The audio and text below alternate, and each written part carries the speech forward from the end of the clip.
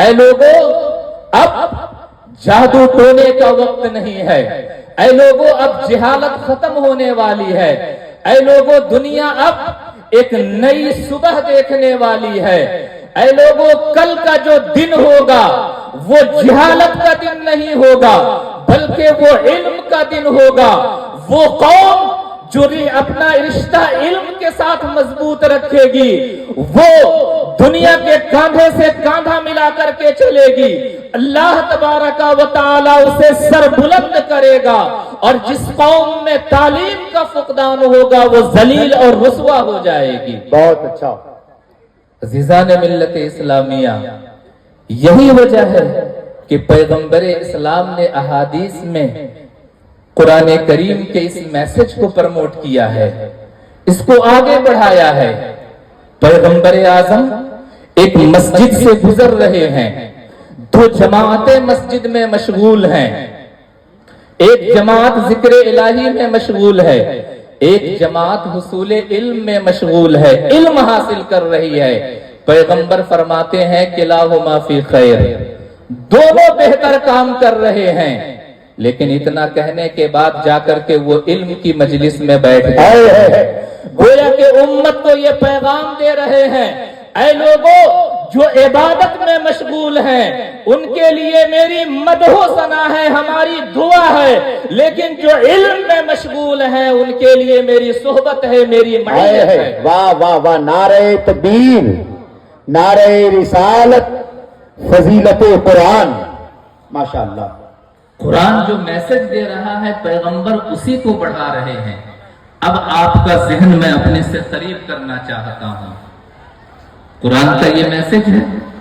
میں آپ سے پوچھنا چاہتا ہوں، آپ کے گاؤں میں کتنے حفاظ ہیں، کتنے عالم ہیں، کتنے کلکٹر ہیں، کتنے ڈاکٹر ہیں، کتنے انجینئر ہیں، کتنے وکیل ہیں؟ اگر اچھی تعداد میں ہے تو میں آپ کو مبارکباد دیتا ہوں، لیکن اگر پڑھے لکھوں کی تعداد کم ہے تو میں آپ سے یہ کہنا چاہوں گا کہ آپ نے قرآن کو تو پڑھا ہے لیکن قرآن پہ عمل نہیں کیا۔ واہ، آپ قرآن کو پڑھ رہے ہیں لیکن قرآن پر عمل نہیں کر رہے ہیں۔ اسی لیے تو ڈاکٹر اقبال نے کہا تھا وہ زمانے میں معزز تھے مسلمان ہو کر، ہم خار ہوئے ہیں تاریخ قرآن ہو کر۔ تو قرآن سب سے پہلے ہمیں یہ میسج دیتا ہے، اے لوگوں پڑھو۔ آگے قرآن کہتا ہے بسم ربک، اللہ کے نام سے پڑھو، اپنے رب کے نام سے پڑھو۔ اس میں بھی ایک عظیم میسج ہے قوم کے لیے۔ قرآن صرف یہ نہیں کہتا، قرآن صرف یہ نہیں کہتا کہ پڑھو، بلکہ قرآن کہتا ہے کہ تعلیم کو اپنے رب کے ساتھ، اپنے معبود کے ساتھ جوڑو، تعلیم کا رشتہ اللہ کے ساتھ قائم کرو۔ بہت اچھا۔ کیوں؟ آپ احادیث پڑھیں گے تو احادیث میں بھی آپ کو یہ فکر ملے گی۔ پیغمبر اسلام فرماتے ہیں کہ من تعلم لیباہی بہ العلماء ویماری بہ السفہاء ادخلہ اللہ النار۔ جو انسان تعلیم حاصل کرتا ہے اس لیے تاکہ وہ علماء سے مقابلہ کرے یا عوام اور بے وقوفوں کے سامنے اپنی شان و شوکت دکھائے، آقا فرماتے ہیں ایسے علماء کا ٹھکانہ جہنم ہے۔ ایک اور حدیث میں آقا فرماتے ہیں من طلب العلم لیصیب به عرضا من الدنیا لم یجد رائحة الجنہ۔ جو انسان تعلیم حاصل کرتا ہے لیکن تعلیم کا مقصد یہ ہے کہ وہ دنیا کو حاصل کرے، تو آقا فرماتے ہیں ایسا انسان جنت کی خوشبو بھی نہیں پائے گا۔ میں آپ سے پوچھنا چاہتا ہوں کہ کیوں قرآن اس بات پہ زور دیتا ہے کہ آپ تعلیم تو حاصل کریں لیکن آپ کا رشتہ رب کائنات کے ساتھ بھی مضبوط ہونا چاہیے۔ پیغمبر اسلام اسی میسج کو آگے بڑھاتے ہیں، ऐ लोगों, तालीम तो हासिल करो, लेकिन अपना रिश्ता और तालीम का रिश्ता अल्लाह वहदहू ला शरीक के साथ जोड़े रखो। क्यों? आप जानते हैं क्यों? इसका जवाब आपकी निगाहों के सामने है। इसलिए कि अगर महज तालीम है और रिश्ता अल्लाह वहदहू ला शरीक के साथ नहीं है, तो ऐसी तालीम कभी हिरोशिमा पे एटम बम बन करके गिरती है। ऐसी तालीम यूक्रेन को तबाह कर देती है। ऐसी तालीम गजा को खंडरात में बदल देती है। जहां तालीम तो होती है लेकिन अल्लाह के साथ रिश्ता नहीं होता है, वहां ऐसी तालीम इराक के बच्चों पर आग बरसाती है।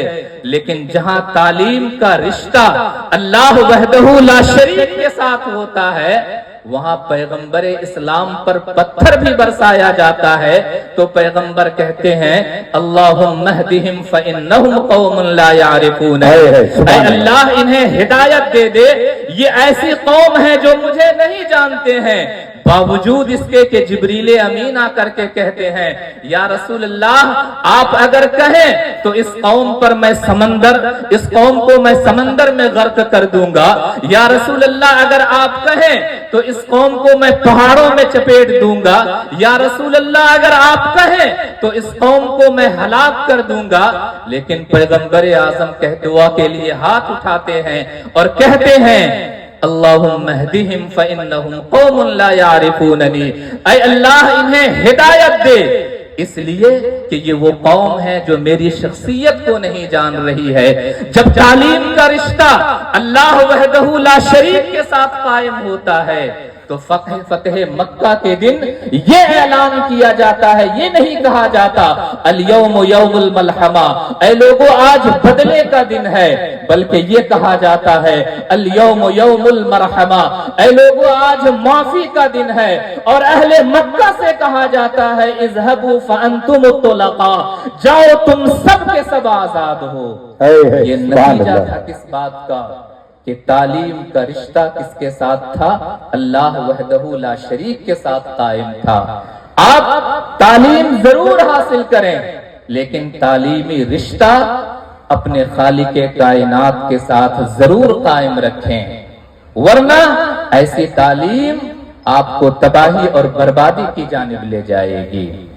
इसलिए मेरे अजीजों, जरूरत इस बात की है कि हम तालीम भी हासिल करें और अपना रिश्ता अल्लाह वहदहू ला शरीक के साथ भी मजबूत रखें। आगे अल्लाह तबारक व तआला इरशाद फरमाता है, इक़रा व रब्बुकल अकरम, ऐ लोगों पढ़ो, तुम्हारा रब बड़ा करीम है। इसमें क्या मैसेज है इस कौम के लिए? इसमें मैसेज है उन लोगों के लिए जो लोग पढ़ाई तो करते हैं, मेहनतें तो करते हैं, लेकिन अगर एक दो कदम पे उन्हें मंजिल नहीं मिलती है तो ऐसे लोग खुदकशी करने पर मजबूर हो जाते हैं। आप अखबारात को उठा करके देखिए, आपको ये मिलेगा कि फला इंसान नीट की तैयारी कर रहा था, कामयाबी नहीं मिली, उसने खुदकुशी कर ली। फला इंसान आईएएस की तैयारी कर रहा था, कामयाब नहीं हुआ, उसने खुदकुशी कर ली। अल्लाह वहदहू ला शरीक आपसे कहता है, ये कदम मत उठाना। ऐ लोगों, इक़रा व रब्बुकल अकरम, पढ़ो, तुम्हारा रब बड़ा करीम है। तुम मेहनत करो, वो अपने कर्म से तुम्हें तुम्हारे मनाजिल अता कर देगा। जरूरत इस बात की है कि हम पढ़ें,